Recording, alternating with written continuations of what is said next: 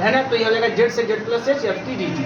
अब क्या करते हैं, इतने की वैल्यू यह आ गई तो हम इसकी वैल्यू निकालते हैं, f z plus H minus का f z upon h minus small F z. तो लिख दिया भैया इस पूरे की वैल्यू जो है वो यह है, अब बटे एच कर दिया 1 upon H Z to Z plus h f t d T और माइनस का एफ जेड हो गया। फिर इसको हम लिख सकते हैं, यह ए मैंने लिख दिया। अब एक कैसे लिखा मैं बताया था आप लोगों को, अगर इसको समझ में नहीं आ रहा है तो आप इसको अलग अलग करके लिखिए। जैसे इसको अलग अलग करोगे तो पहला पार्ट आपको मिल जाएगा, दूसरा पार्ट जो आपको ये मिलेगा तो ये F Z 1 upon H integration F Z D T, और डी टी का इंटीग्रेशन करेंगे टी, और टी की लिमिट रखेंगे जब जेड से जेड प्लस एच, तो जेड प्लस एच माइनस का जेड करेंगे, जेड से जेड कट जाएगा, एच बचेगा आपका, है ना, तो एच से एच कट जाएगा, आपको यही स्मॉल एफ जेड ही मिलने वाला है। क्लियर है सबको, है ना, स्मॉल एफ जेड ही मिलने वाला है। अब चाहो तो इस चीज़ को, इसके सेकेंड टर्म को अगर आप चाहो, जो सेकेंड टर्म है तो ऐसा अपना कहीं लिख भी लीजिएगा कि भैया सेकेंड टर्म इसका आ रहा है 1 अपान एच इंटीग्रेशन जेड से Z plus h F Z D T, और जब इसको सॉल्व करोगे तो 1 अपान एच डी टी का हो जाएगा टी, एफ जेड बाहर जाएगा, डी टी हो जाएगा टी, और टी के स्थान में लिखोगे जेड प्लस एच माइनस का जेड, तो जेड से जेड कट जाएगा, एच से एच कट जाएगा, तो आपको ये एफ जेड ही मिलने वाला है, मतलब यही मिलेगा। फिर उसका मैंने बोला कि जब ये हो गया भैया तो यहाँ पे मैं इसको लिख दिया, मतलब वही चीज़ मैं फिर दोबारा लिख दिया यहाँ पे। अब चूंकि जो हमारा थ्योरम था, थ्योरम बोला है कि जो स्मॉल एफ जेड है कंटिन्यूअस है, तो अगर स्मॉल एफ जेड कंटिन्यूअस है तो ऐसे केस में for every epsilon greater than 0 there exist delta greater than 0 such that mod f z minus f t या mod F T minus F z, बात एक ही है ना, less than epsilon for z minus का t is less than delta. अब इसी concept का कंटिन्यूटी, इसी कॉन्सेप्ट को मैं यूज कर देता हूँ। दोनों तरफ मैंने मॉडुलस ले लिया, तो ऐसा हो गया यहाँ मॉडुलस लेने पर, इस मॉडुलस को अंदर लेते हैं, less than are equal to 1 upon H Z to Z plus H mod F T minus F Z D T हो गया, और ये जो mod F T minus F Z है उसकी वैल्यू लेस देन एप्सिलॉन कर दिया, तो एप्सिलॉन बाई एच हो गया, बचा आपका डी टी का इंटीग्रेशन कर देंगे, आपका सॉल्व करने पे आ जाएगा बराबर एप्सिलॉन आ गया, इस पूरे की वैल्यू बराबर एप्सिलॉन आ गया। लिमिट को अगर मैं इसमें अंदर सेट कर दूँ, लिमिट को अंदर सेट कर दूँ तो कोई फर्क नहीं पड़ता, लिमिट एच टेंड्स टू 0 यह हो जाएगा माइनस का एफ जेड, तो लिमिट इस पर काम तो करेगा नहीं क्योंकि हमारा है ना एच इसमें ये नहीं है, less than are equal to epsilon. Epsilon को making epsilon tends to 0, epsilon बहुत स्मॉल क्वांटिटी होती है तो हम उसको 10 to 0 करवा लेते हैं, मेकिंग एप्सिलॉन 10 to 0, जैसे एप्सिलॉन 10 to 0 करेंगे तो ये वैल्यू पूरी वैल्यू जो है वो लेस देन 0 या इक्वल टू 0 हो जाएगा। लेस देन 0 तो होगा नहीं, क्यों, क्योंकि ये मॉडुलस है तो इक्वल टू 0 का, इसलिए मैंने इक्वल टू 0 कर दिया। इक्वल टू 0 जैसे करेंगे इस पूरे की वैल्यू इक्वल टू 0 होगी, तो इस जो माइनस का एफ जेड है इसको ट्रांसफर कर दिया हो गया आपका प्लस का एफ जेड, तो ये क्या है, यह कैपिटल एफ डैश जेड है is equal to small F z, f Z है is equal to small F Z है। अब यहाँ पे बोलेंगे इसका मतलब क्या है, इसका मतलब आप लिख दीजिएगा which implies कि एफ जेड इज डिफरेंशिएबल, इसका मतलब F Z is differentiable, and we know that derivative of a function,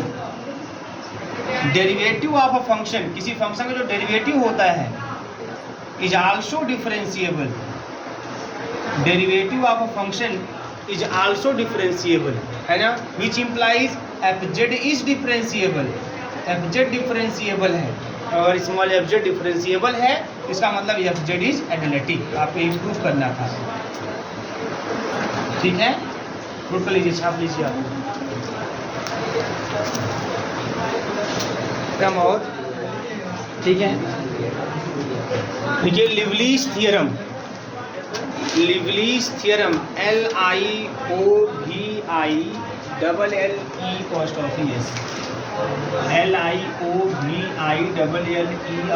लिवलीज theorem, है ना, लिवलीज भी कहते हैं, जैसा भी कर लीजिए, लिवलीज थ्योरम, ठीक है। अब ध्यान दीजिए, बहुत ही सिंपल आपका है लिवलीज थ्योरम, स्टेटमेंट लिख लीजिए, इसका 2-3 प्रकार से पूछा जाता है, ठीक है, लिख लीजिए स्टेटमेंट। देखिए if an entire function, statement है इसका, लिखिए if an entire function is bounded for all values of z, if an entire function is bounded for all values of z, if an entire function is bounded for all values of z, then it is constant. If an entire function is bounded for all values of z, then it is constant. ROR, है ना। Second statement, मतलब वही statement, second क्या लिखिए, if f is a regular in whole plane whole z plane, if f is a regular, if f is regular in whole z plane, in whole z plane, and if mod fz is less than k, and if mod fz is less than k, mod fz is less than k, है ना, mod fz is less than k बोल दें, चाहे आप mod fz is less than m बोल दें, कोई फर्क नहीं पड़ता, ठीक है ना। For every z then f is constant, ये चीज, देन f इज कांस्टेंट। मेरी बात समझ में आ रही है? ठीक है भैया, आइए देखिए, बहुत ही सिंपल है। इसमें यह बोला जा रहा है इस थ्योरम में कि अगर f कोई हमारा रेगुलर फंक्शन हो, रेगुलर फंक्शन हो या इंटायर फंक्शन हो, आप जानते हैं रेगुलर फंक्शन क्या होता है? रेगुलर फंक्शन मतलब एनालिटिक फंक्शन, ठीक। इंटायर फंक्शन बोल रहा है तो मैंने बताया था आप लोगों को, इंटायर में रेगुलर में बहुत हल्का सा अंतर होता है ना। रेगुलर एनालिटिक फंक्शन या रेगुलर फंक्शन में ऐसा हो सकता है कि हमारा फंक्शन उस डोमेन डी के किसी एकाक या दो पॉइंट पर एनालिटिक ना हो, ऐसा हो सकता है। लेकिन इंटायर फंक्शन बोल दिया जाएगा तो होल, है ना, पूरे होल प्लेन में, मतलब हर एक पॉइंट पर वो फंक्शन हमारा एनालिटिक होना चाहिए, अर्थात डिफरेंशिएबल होना चाहिए। बात समझ में आ रही है ना? तो इंटायर मतलब ये, मतलब every entire function is analytic, हर एक इंटायर फंक्शन एनालिटिक होता है, इसमें कोई समस्या नहीं। क्योंकि इंटायर मतलब क्या? हर एक पॉइंट पर डिफरेंशिएबल, है ना, कोई एक भी सिंगुलरिटी एग्जिस्ट ना करे उस डोमेन डी के अंदर। बात समझ में आ रही है? हर एक पॉइंट को वो एग्जिस्ट करना चाहिए, उसकी वैल्यू हर एक पॉइंट पर डिफरेंशिएबल होना चाहिए, अर्थात एनालिटिक होना चाहिए। अब इसमें खाली क्या बोला है? अच्छा, एमसीक्यू वालों को इसका स्टेटमेंट दिमाग में होना चाहिए। स्टेटमेंट आपका यही है कि अगर एफ जेड हमारा कोई फंक्शन है, कॉम्प्लेक्स वेरिएबल फंक्शन, अगर वह एनालिटिक है या रेगुलर है या इंटायर है इन जेड प्लेन, और साथ ही साथ वो बाउंडेड हो, साथ ही साथ वो क्या हो? बाउंडेड हो। अगर ऐसा है कि वो एनालिटिक के साथ साथ वो बाउंडेड भी है, तब ऐसा फंक्शन कांस्टेंट फंक्शन होता है। बात समझ में आई? ऐसा फंक्शन क्या होता है? कांस्टेंट। ये चीज़ आपको प्रूव करके दिखाना है बाय लिबोलिस थ्योरम। अच्छा, किसी फंक्शन को कांस्टेंट कैसे दिखाओगे आप बताओ? जैसे कोई फंक्शन एफ जेड है, इसको कांस्टेंट आपको दिखाना है, तो किस तरीके से आप दिखा सकते हैं? बोलिए, कौन बताएगा? इसका सर डेरिवेटिव जीरो हो, और कोई उपाय आपके पास? वैल्यू रखने पर अलग-अलग वैल्यू पर सेम ही वैल्यू। हाँ, एक तरीका यह भी है कि मान लीजिए एफ जेड आपका अगर कांस्टेंट फंक्शन है, तो अगर जेड की वैल्यू अगर मैं अलग अलग रखूंगा तो वैल्यू सेम आएगी। जैसे मान लीजिए जेड इक्वल टू ए रख दिया, जेड इक्वल टू बी रख दिया, तो अगर एफ जेड कांस्टेंट है then F A is equal to क्या हो जाएगा? F B, F A is equal to F B. Clear है? बात समझ में आ रही है ना? ये चीज़ होता है यहाँ पे। तो चलिए अब इसको मैं प्रूव करूँगा, तो बहुत इजीली प्रूफ होगा। सबसे पहले देखो करते क्या है, इसमें हम एक आर रेडियस का सर्कल लेते हैं, ठीक है? आर रेडियस का सर्कल लेते हैं, मतलब जो डोमेन के रूप में आर रेडियस का सर्कल लेते हैं, और जो आर रेडियस का सर्कल लेते हैं वो आर बहुत बड़ा रेडियस लेते हैं, बहुत बड़ा रेडियस लेते हैं, ठीक है? ताकि हम कोई भी दो पॉइंट लें तो उस सर्कल के अंदर वो दोनों पॉइंट आए। बात समझ में आ रही है? तो हम लोग क्या करते हैं, आर रेडियस सर्कल लेते हैं और ए और बी उसी सर्कल के अंदर कोई दो पॉइंट लेते हैं, कोई दो पॉइंट ए और बी लेते हैं, ठीक है?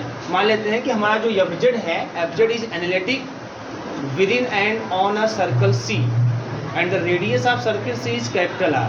बात समझ में आ रही है? and capital R is so large, है ना, ये बहुत ज़्यादा बड़ा R जो हम लेंगे ना वो काफ़ी ज़्यादा बड़ा लेंगे। इस तरीके से लेंगे कि ताकि कोई भी दो पॉइंट ले तो वो उसके अंदर आए जरूर, उसमें कोई कन्फ्यूजन ना कि नया आए, ऐसा नहीं, कोई दो पॉइंट ले तो उसमें आए जरूर। साथ ही साथ हम लोग ये भी ध्यान रखेंगे कि हमको जो दो पॉइंट हम वहाँ पे लेंगे वो कोई दो पॉइंट होगा, जनरल पॉइंट होगा। अब इसी दोनों पॉइंटों को एफ जेड में रखेंगे तो एफ ए या एफ बी आएगा। हमको किसी भी तरीके से एफ ए बराबर हमको एफ बी दिखा देना है, बस यही काम। अगर हम एफ जेड में जेड की जगह पे ए और बी रख देते हैं तो किसी भी तरीके से हमको एफ ए बराबर एफ बी दिखा देना है। कैसे दिखाएंगे? वो बहुत सिंपल तरीका है। देखिए, by Cauchy integral formula, Cauchy integral फार्मूले का हम इसमें यूज करेंगे। By Cauchy integral formula, Cauchy integral फार्मूले का चलिए यूज करते हैं। तो भाई Cauchy integral formula f A is equal to क्या होगा बताइए? F A is equal to क्या होगा? 1/2 पाई, बहुत simple, 1/2 pi i integration F z upon z minus a over curve c d z, यही होता है। एफ बी बराबर क्या होगा, एफ बी बराबर होगा 1/2 पाई आई, बहुत ही simple, integration c f z upon z minus का बी डी जेड, ये हो जाएगा। अब हम देखते हैं f a minus f b की value, f a minus f b की वैल्यू देखते हैं, f a minus f b की वैल्यू। जब f a minus f b की वैल्यू देखेंगे तो ऐसे केस में कुछ चीज़ें जो हैं सब में कॉमन आपको दिखाई देंगी, जैसे 1/2 पाई आई सब में कॉमन है ना, इंटीग्रेशन एफ जेड है ना, डी जेड भी सब में कॉमन है ना। लेकिन इसके साथ साथ आपके पास है ना, मैं एक काम करता हूँ, इसको ऐसे लिख देता हूँ, थोड़ा सा और अच्छा रहेगा ना। चलो ऐसे लिख देते हैं, एफ जेड लिख दिया। चलो अब ब्रैकेट में ऐसे करके 1/z माइनस का ए और माइनस का 1/z माइनस का बी, बात समझ में आ रही है, और डी जेड यह हो गया इस तरीके से। अब यहाँ से जाएगा 1/2 पाई आई और इंटीग्रेशन एफ जेड वो सी सब जगह रहेगा है ना, अंडरस्टूड है। अब ध्यान दीजिए 1/z माइनस से 1/z माइनस बी है ना, माइनस करके है, तो हम यहाँ पे एलसीएम ले लेते हैं। एलसीएम ले लेंगे तो z माइनस का a और z माइनस का b एलसीएम हो जाएगा बेटा, कंफर्म है सबको। जब एलसीएम ले लेंगे तो यहाँ हो जाएगा z माइनस का b और माइनस z माइनस का a है ना, तो माइनस z तो कट जाएगा लेकिन a प्लस कट जाएगा, तो हो जाएगा a माइनस का b। तो देखो ये ऐसा हो गया, कोई दिक्कत किसी को, ऐसा हो गया, क्लियर है सबको? बोलो भैया कंफर्म ना, एलसीएम वलसीएम लेने आता है ना आप लोग, सामान्य सी बात। मॉड में एफ ए माइनस का एफ बी, चलो मॉडुलस ले लेते हैं, मॉड में एफ ए माइनस का एफ बी, ठीक है ना। और एक चीज ध्यान देखिएगा, जो सर्कल ले रहे हैं और सर्कल का जो है ना इक्वेशन कुछ ऐसा है हमारे पास, mod z is equal to, mod z is equal to, clear है इस तरीके से। तो यहाँ पे मॉड एफ ए माइनस का f b is equal to, अब मॉड की बात करते हैं तो मॉड ए माइनस का बी, मॉड ए माइनस का बी है ना, और 2 पाई आई और integration c mod f z, दोनों साइड का मॉड ले देते हैं। देखो एक मैं ऐसे कर देता हूँ, पहले लिख देता हूँ, पहले मैं पूरा लिख देता हूँ ऐसे, ताकि कोई दिक्कत ना हो, पूरा लिख देता हूँ। ये देखिए 2 pi i integration c f z अपान, बहुत ही सिंपल प्रूफ है, बहुत आसान प्रूफ है, z माइनस का b और डी जेड, ये पूरा ऐसे कर दिया। अब इसे कर देते हैं लेस देन आर इक्वल करके, है ना, लेस देन आर इक्वल कर देते हैं और जगह मॉड में a माइनस का b अपान 2 पाई आई, ठीक है, कोई समस्या नहीं इसमें। Integration c mod f Z कर दिया भैया, और ये ऐसे इसको से मॉड z माइनस का a ऐसे ब्रैकेट में, फिर मॉड z और माइनस का b ए भी ऐसे ब्रैकेट में, और ये आपका डी जेड, क्लियर है। ऐसा कर दिया, क्या किया, कुछ नहीं किया, बस मॉड को अंदर सब पे लगा दिया और कुछ नहीं किया, लेस देन आर इक्वल हो जाएगा, ठीक है, इसमें कोई कंफ्यूजन नहीं। चलो अब क्या होने वाला है, अब कुछ ऐसा हो जाएगा। अब ऐसा हो गया, तब चूंकि जो एफ जेड है ना ये बाउंडेड है, स्टेटमेंट में देखिए एफ जेड क्या है हमारा, बाउंडेड है।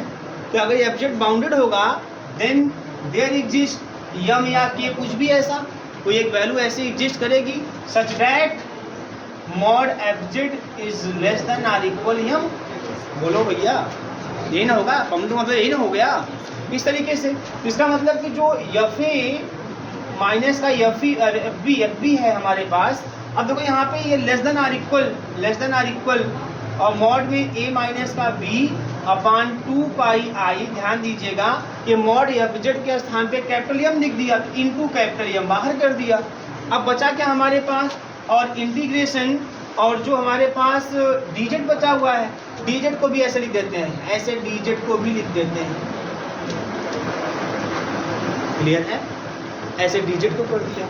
अब बताओ जब ऐसे डी जेड को कर देंगे तो क्या रिजल्ट्स क्या आने वाले हैं आपके पास, यहाँ पे आपको मिल जाएगा। अच्छा, अब मॉड एफ जेड तो यम हो गया हमारा, और मॉड डी जेड ऐसे कर देता हूँ पहले, मॉड डी जेड, और यहाँ पे जो मॉड जेड है इसको आर लिख दिया, आर माइनस का ए, आप चाहो तो आर माइनस का मॉड ए भी लिख सकते हो, कोई दिक्कत नहीं, और आर माइनस का बी, ऐसा कर दिया। अब इस इंटीग्रेशन को ध्यान दीजिए, मेरी बात ध्यान से, इज इक्वल टू, इसके इज इक्वल टू लिखने जा रहा हूँ। अब इस इंटीग्रेशन को जब इस मॉड डीजेड पर जब हम लगा देंगे ना, तो डीजेड डीजेड डीजेड डीजेड जब सब जोड़ते जाओगे तो पूरे सर्कल का सरकमफरेंस मिल जाएगा। तो ये कुछ ऐसा मिल जाएगा, मॉड ए माइनस का B into Yama upon 2 pi i, और यह हो जाएगा आपका 2 पाई आर। इस ये पूरी वैल्यू इंटीग्रेशन डीजेड की जो वैल्यू है यह आ गई 2 पाई आर। डीजेड क्या है? उस सर्कल के सरकमफरेंस का एक छोटा सा पार्ट। जब ऐसे डीजेड डीजेड डीजेड डीजेड सबको जोड़ते जाओगे ना, पूरा सर्कल का सरकमफरेंस मिल जाता है। और यह आपका अपान में आर माइनस का ए और आर माइनस का बी। 2 पाई से 2 पाई जा रहा है, जाने दीजिए, जाने वाले को कोई नहीं रोक सकता। ये देखिए ऐसा हो गया, और यहाँ हो गया आर माइनस का ए और आर माइनस का बी, और यह मॉड एफ ए और माइनस का मॉड एफ बी और less than are equal. Clear है ना? मेकिंग आर टेंस, हाँ बताओ, आई बच गया, जो बच गया उसको बचाइए भैया, है ना? जो बच सके वो बचाइए, यही माना होता है। Making R tends to infinite, है ना? R tends to infinite. मैं क्यों आर टेंस टू इनफाइनाइट कर रहा हूँ, है ना? क्योंकि मुझे कांस्टेंट फंक्शन देखना है। तो कांस्टेंट फंक्शन अगर देखना है जेड प्लेन में बोला है कि एफ इज एनालिटिक या रेगुलर इन जेड प्लेन,